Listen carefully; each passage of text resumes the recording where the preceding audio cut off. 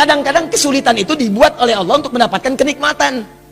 Tuh kalau antum naik ke gunung, begitu menemukan tanjakan, harusnya antum gembira.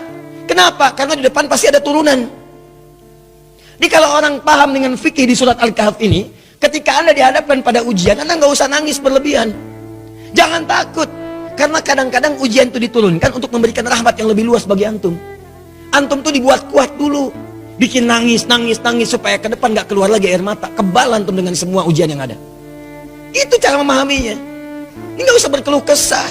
Baru turun ujian yang kecil udah bikin status. Ya. Kamu kenapa sih? Kata suami. Istrinya pasang status. Ternyata dia tidak seperti yang aku kira.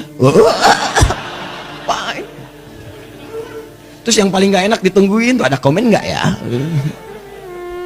Kenapa Jeng? Gak nyangka ya. Nyangka. Jadi buat status tidak menyelesaikan masalah. Ya, tidak menyelesaikan masalah tapi nambah persoalan. Jelas ya? Maka bagian pertama, kalau antum diuji dengan persoalan, boleh jadi jangan persoalannya yang dilihat, itu cara Allah untuk memberikan rahmat kepada antum. Sebab kalau nggak diberikan persoalan itu, rahmat nggak akan turun. Pemuda itu kalau nggak dapat tadi itu kejar-kejaran sampai ke gua, mana mungkin turun rahmat Allah 309 tahun. Ikuti itu. Ya, saya tidak ingin mencontohkan pribadi karena mungkin disangka nanti sesuatu yang tidak baik. Tapi banyak orang mempraktekkan demikian dan itu berhasil. Coba lihat, antum kenal Buya Hamka? Kenal. Oh. Alhamdulillah. Ya, yang penting antum kenal lah, walaupun beliau nggak kenal antum. Ya. Buya Hamka, sempat beliau kemudian dalam episode kehidupannya dimasukkan ke dalam penjara.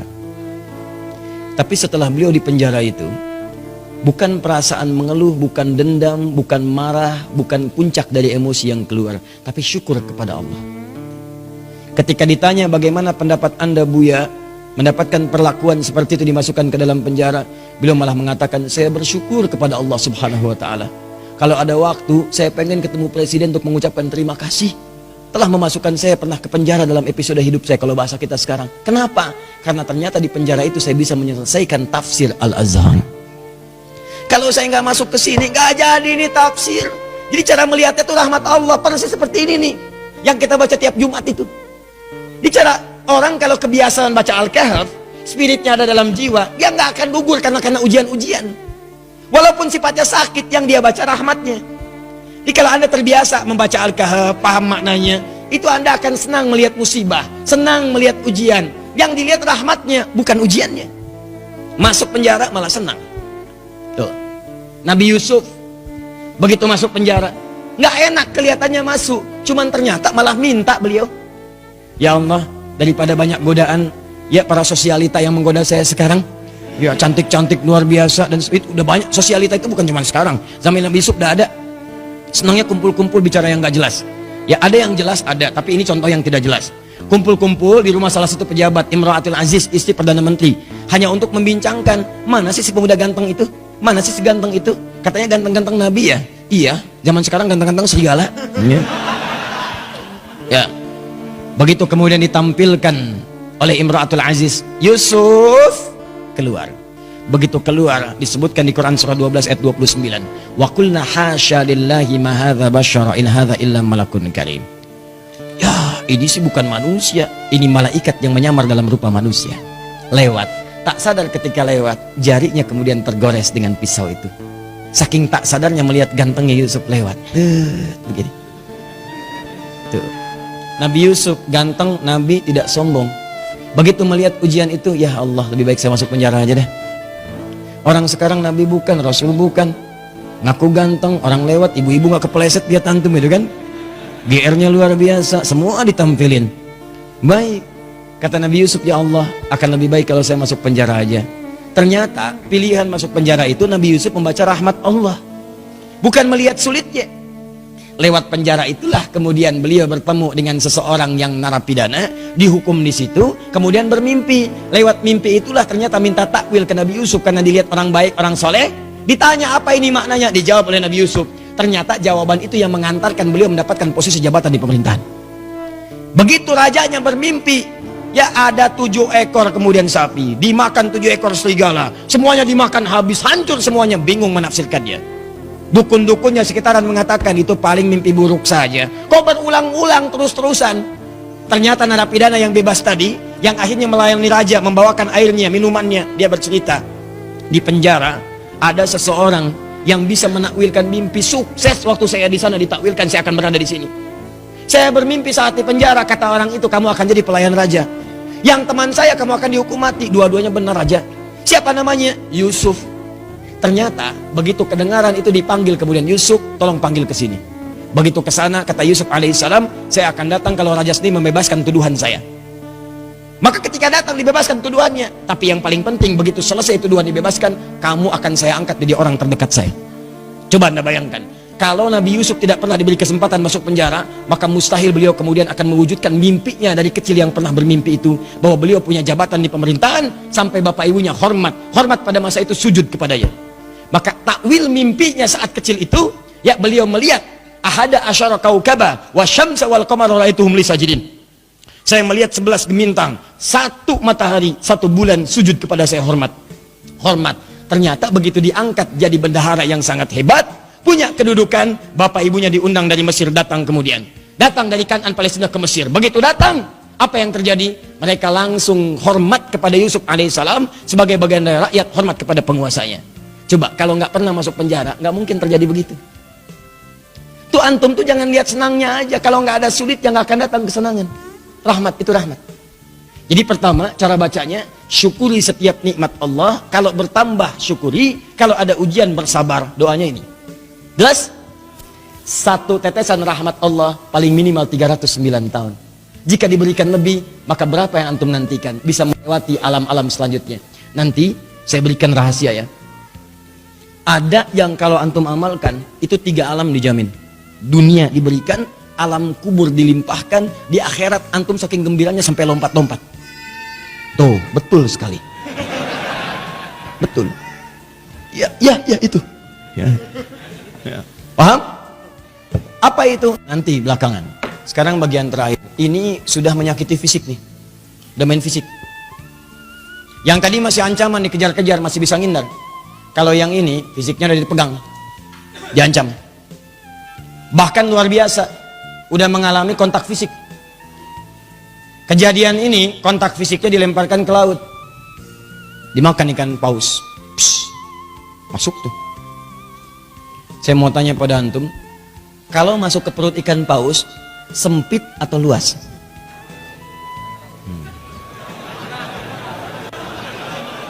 Tar, saya tuh penasaran dengan antum ya. Antum tuh siapa sebetulnya? Antum tuh siapa sebetulnya? Buya Hamka kenal. Masuk perut ikan paus punya jawaban. Luar biasa. Ini gelas aja dengar jawaban antum sampai keringetan tuh. Masuk perut ikan paus, nggak akan pernah ada yang jawab luas. Yang terbayang pasti sempit, walaupun Anda belum pernah masuk ke dalamnya. Masuk ke perut ikan paus, terang atau gelap? Tuh, gelap. Sudah pernah masuk, Bu? Belum, Ustadz. Tapi kita bisa bayangkan. Karena nggak ada cahaya di sana. PLN pun nggak bisa masuk. Nggak, saya kebayang. Kalau ada inovasi PLN, petugas PLN berdasarkan kisah Nabi Yunus ingin memasukkan listrik ke dalam perut ikan paus. Bagaimana cara masangnya? Nggak ada listrik. Cahaya tidak ada, berarti gelap. Awas, dalam bahasa Arab, gelap itu sesuatu yang zulmah. Zulama yazlimu zulman, gelap. Minat zulmati ilan, no, sempit, padat. Teman-teman, ada yang kemudian dianiaya, itu nabi lagi. Nabi Dzannun, Nabi Yunus alaihissalam. Diusir oleh umatnya, masuk ke perkampungan, naik ke atas kapal, di situ bahkan diundi, ternyata beliau harus dilemparkan. Di kapal keberatan nih, zalim, ambil aja orang itu, undi, dia orangnya, lemparkan. Begitu dilempar ke dalam perut ikan paus, ya, dilempar ke lautan, ditangkap ikan paus. Oh, hebat ikan paus, dan nungguin. Tangkap, masuk. Apa yang terjadi? Gelap, sempit, sesak, capek luar biasa. Tapi yang ingin saya sampaikan adalah, perhatikan baik-baik. Wadhannuni, Quran surah ke-21 ayat 87 sampai 88. Saya tuliskan. wa dhannuni idh dhahaba mughadiba fadhanna an lan naqdir alaihi fanada fi dhulumati, gelap, ya alla ilaha illa anta subhanaka inni kuntu minadh zalimin. Sebelum kisah ini dimulai, saya akan ajak Anda ke ayat sebelumnya, yaitu 84, 85, 86 ya. Khususnya 85 dan 86. Ketika di 85 Allah menyebutkan wa Ismaila, kemudian ada Idris, ada Dzulkifli, disebutkan mereka termasuk kalangan orang-orang yang baik. Di ayat ke-86-nya wa adkhalnahum fi rahmatina. Mereka itu Ismail alaihissalam, Idris alaihissalam, Dzulkifli alaihissalam. Kata Allah, golongan-golongan yang kami berikan rahmat kami kepada mereka. Rahmat diberikan. Dan menariknya ketika menyelesaikan ayat 86 ini, masuk ke 87 pakai wawu, wa dhannuni, wawunya wawu ataf. Saya ajarin ilmu nahwu sebentar ya. Di ilmu nahwu itu begini. Kalau ada kalimat, kemudian pakai wawu, maka hukum kalimat setelah wawu ini diikutkan pada sebelumnya. Ya, misal saya contohkan begini. Zahaba Kevin wa Stephen wa Edward ilal masjid. Ya, kita ganti namanya sedikit supaya agak sedikit milenial. Kevin, Stephen dan Edward pergi ke masjid. Ya, mereka berangkat ke masjid Muslim. Ya, masuk Islam, kemudian sholat, berangkat ke masjid. Kevin, Stephen, Edward. Ada satu orang lagi yang belum disebutkan. Belakangan disebutkan wa Asep misalnya. Kenapa ketawa? Ya, sekarang kan nama-nama tertentu membuat bahkan pendekatannya agak beda. Ya, dalam bahasa Arab itu tukhalif tu'raf. Kalau kalian pengen dikenal atau pengen dapat sesuatu, ada cara yang kedua selain berbuat kreasi yang bagus, yaitu sedikit nyeleneh. Maka mulai kemudian nama dibeda-bedakan. Ya, Asep Golok, Edi Samurai gitu kan, Atta Halilintar ya dan sebagainya, itu macam-macam lah. Ya. Nah, misal Dhahaba Kevin wa Stephen wa Edward wa Asep. Ya. Nah, ini ilal masjid. Disebutkan ke sini ilal masjid wa Asep. Maka Asep di sini itu sama-sama pergi ke masjid bersama tiga orang ini. Diikutkan hukumnya. Di ayat 86 wa Ismaila, kemudian ada Idris, ada Dzulkifli. Di ayat 86-nya, 85 disebutkan orang-orangnya, 86-nya wa adkhalnahum fi rahmatina. Orang-orang yang kami sebutkan tadi kami berikan rahmat Allah. Kami masukkan mereka dalam rahmat kami. Rahmatina, tiba-tiba ayat 87-nya wa dhannuni pakai wawu. Wa, dan di antara mereka juga ada yang lain selain yang mereka dapatkan ini. Selain Ismail, selain Idris, selain Dzulkifli alaihissalam yang mendapat rahmat kami, ada nabi berikutnya yang ingin kami kisahkan. Siapa itu? Dhannun. Dhannun juga mendapatkan rahmat kami. Begitu cara memahaminya. Di ayat 87 ini jangan pisahkan di ayat 86. Ada orang-orang yang pernah mendapatkan rahmat kami, ini orang-orangnya. Selain mereka ada lagi. Siapa itu? Wa dhannuni. Demikian juga dengan Dhannun, Nabi Yunus alaihissalam. Beliau pun pernah mendapatkan rahmat Allah. Kapan rahmat itu diberikan? Dalam situasi yang sangat sulit. Idzahaba mughadiba, ketika beliau kemudian merasa tidak senang dengan perlakuan kaumnya, dizalimi, dilemparkan ke perut ikan paus, sulit luar biasa. Saya tanya pada antum, nih ya, tolong jawab dengan penuh kejujuran. Dengan jujur antum jawab. Maaf sekali, kalau antum berada di perut ikan paus, kira-kira masih ada peluang nggak oleh manusia untuk diselamatkan? Tuh, nangis tuh kan, karena tahu nggak mungkin. Tadi kan begitu saya sebutkan rahmat, ya. Tuh. Begitu kita tanyakan ada peluang nggak? Bayi aja tahu. Tuh. Ya. Jadi sulit mendapatkan peluangnya. Orang masuk perut ikan paus, ditelan. Siapa yang mau nolong? Manusia mengatakan mustahil, nggak usah ditolong lah, nggak ada harapan. Yang ada malah kita ikutan ke dalamnya. Paham? Tuh. Kalau gerah, kipasi. Kalau perlu air, berikan. Kalau ada permen, sampaikan. Maka teman-teman sekalian, nah, berdoalah kemudian Nabi Yunus kepada Allah. Apa doanya? Nih, perhatikan kalimatnya. Wanada fi dhulumat, maka dalam suasana gelap, capek, resah itu beliau berdoa kepada Allah. alla ilaha illa anta. Tolong minta air.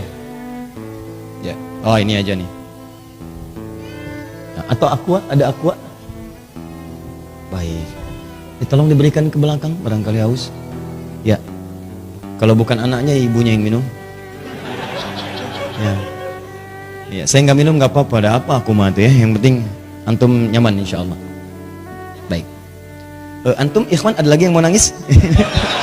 Wa nada fi dhulumat, maka beliau bermohon kepada Allah dalam suasana gelap sulit itu. Alla ilaha illa anta, catat doanya, catat. Kalau antum sedang dizalimi orang secara fisik, diancam, dimacam-macam, bahwa proyek antum diambil orang, kelihatannya zalim aja. Maka dalam suasana gelap itu Nabi Yunus bermohon kepada Allah. Gelap, sempit, capek, sulit. Alla ilaha illa anta. Dimulai dari sini. La ilaha illa anta. Subhanaka inni kuntu minadh. Catat doanya. Dimulai dari la ilaha illa anta. Kalau yang tadi dimulai dari Rabbana atina min ladunka rahmah. Kalau yang ini dari la ilaha illa anta. Anda bisa mulai dengan kalimat Allahumma la ilaha illa anta, atau Rabbana la ilaha illa anta. Jadi doa Subhanaka inni kuntu minadh zalimin. Anda tahu apa yang terjadi? Begitu doa ini dipanjatkan, turun jawaban Allah. Apa jawabannya? Ayat 88. Fastajabna. Lihat kalimatnya. Fastajabna. Maka kami jawab dengan cepat doa Nabi Yunus itu. Pakai fa. Saya sering terangkan fa. Huruf sambung tanpa jeda. Begitu selesai berdoa, turun jawaban. Tapi Allah bukan mengatakan fa'ajabna, fastajabna. Pakai ista. Ingat pertemuan lalu? Kalau ada ista berarti ada tuntutan. Amalkan dulu ininya, baru kami berikan jawabannya. Seakan-akan ingin dikatakan begini, amalkan dulu doanya, resapi doanya, kami kabulkan, baru dikabulkan.